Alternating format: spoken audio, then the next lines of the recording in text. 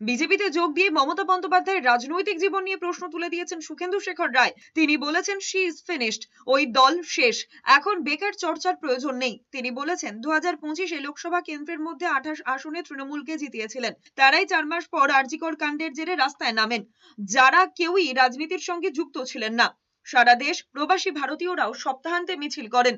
সেটা ছিল আগের সরকারের মানুষের লাস্ট ওয়ার্নিং, যার চিফ এক্সিকিউটিভ সেই দেওয়াল লিখন পড়তে পারেননি। আগের দুই সরকারকে আক্রমণ করে সুখেন্দু শেখর বলেছেন যে বাংলাদেশকে শিল্প ও সংস্কৃতির শিক্ষা দেশকে নেতৃত্ব দিয়েছে, সেখানে দুর্নীতি, জ্বালিয়ে দেব, পুড়িয়ে দেব এসব শুনতে শুনতে বুড়ো হয়ে গিয়েছেন। কখনো কুৎসা, অপপ্রচার, ষড়যন্ত্র, মিথ্যা, অন্যায় শেষ কথা বলে না। শেষ কথা বলে সত্য, ন্যায়, মানুষ।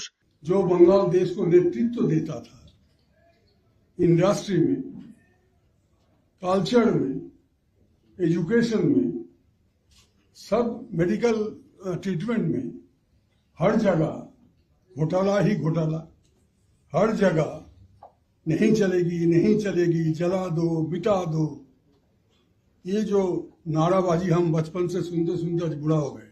And the chief executive who cannot read the writing on the wall, she is finished, this party is over. পাল্টা বেঁধেছেন তৃণমূল সাংসদ দোলা সেন। আমাদের দলের মূল ভিত্তি হচ্ছেন মানুষ আর মমতা বন্দ্যোপাধ্যায়। আমাদের মতন লোকেদেরকে মমতা বন্দ্যোপাধ্যায় নমিনেট করে মানুষকে বলেছেন প্রচার করতে গিয়ে যে এদেরকে আমি নমিনেট করেছি, এদের ভোট দাও। যারা সেইটা ভুলে গিয়ে যা কিছু অন্যথা করবে, আবারও বলছি, সেক্ষেত্রেও মানুষ এবং মমতাই আমাদের দলের ক্ষেত্রে শেষ কথা বলবেন, কোনো এলি তেলি নেই।